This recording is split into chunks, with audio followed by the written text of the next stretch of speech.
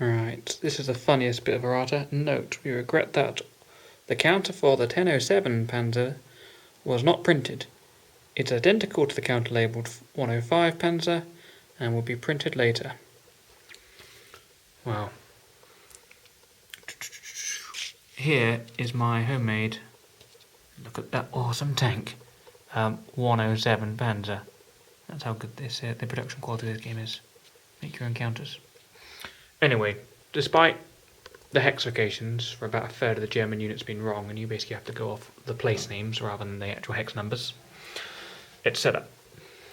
I also reread the victory conditions, and there's a bit more detail. You have to cross either the Rhine or the Niederrhein. The Niederrhein isn't labelled, so I don't know what the Niederrhein actually is, but the Rhine is just this river here. It's not this end of it, because this is now the Lech River. Now, I don't know where the division is. I'm going to say the division's about here. So you have to get a breachhead which lasts 3 days across that river, or the two exit points you're allowed to use, I think, are here and here. Now, they're called the Venlo and Durnham exit points. They aren't labelled. Every other exit point has a frickin' name on it. Arnhem, not A, or Chevrolet, whatever, Tournai. They're all named after Euro games. But the two objective ones, or these ones here, for some reason, don't have a name on them. Vessel does. And I think it's this one here and this one here. If the Allies get a unit in supply off there, they win. So you actually have quite a few options about how you're going to do this still. It does rule out Rotterdam, but essentially I can try and hammer through here by bringing the British armoured units from over here across the river and down here, probably via Masalek, just down here, or up here at Roermond. So I could just try and punch through to this. It's one option. Second option, Venlo here. We take this bridge here, either by taking a right turn at Eindhoven and coming over this way, or by driving up this road here. And we cross over here and try and break out here. That would get us a win for the Allies.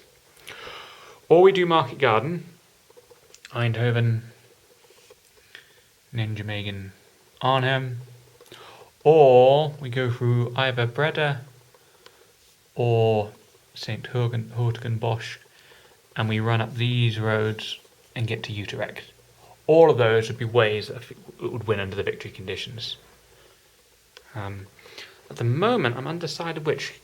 The big issue will be supply. The game doesn't handle supplies on map. What you essentially get is a number of command points to spend each turn. You then bid to see what order you're going to get to spend those command points in. And then you spend them to activate units and move them. And the number of moves you can make is based on which army corps you're using. If it's a second British, depending on how many points you spend on this track, you can make a certain number of moves for each division.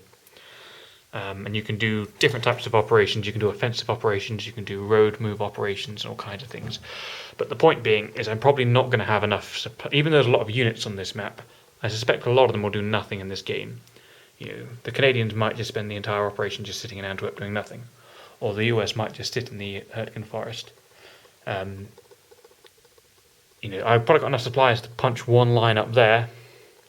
I'm tempted to try and punch two lines in this direction. Try and curve over there and also go to Venlo. Or try and drive up the coast and go to Utrecht. I have to think about which one I'm going to do. But it's an interesting game, despite the huge production problems and the lack of clarity in the scenario descriptions and the missing chits. Yes, that's not the only missing chit, by the way. They actually misprinted a bunch, and so I had to make up my own guards chit, although it's got the flag on it for the division. And the numbers are missing from the tank chit as well, so I had to write those on. But despite all these sort of production problems, you can see why I like it. It's because it's a game which gives you strategic operational sort of decisions to make, other than just tactical. It's a game about looking at the map and deciding what way am I going to go, how am I going to solve this problem. And I like those kind of games. It doesn't really hamstring you to the history, but it sets you out in a reasonably historic situation. You do have options on what you can do.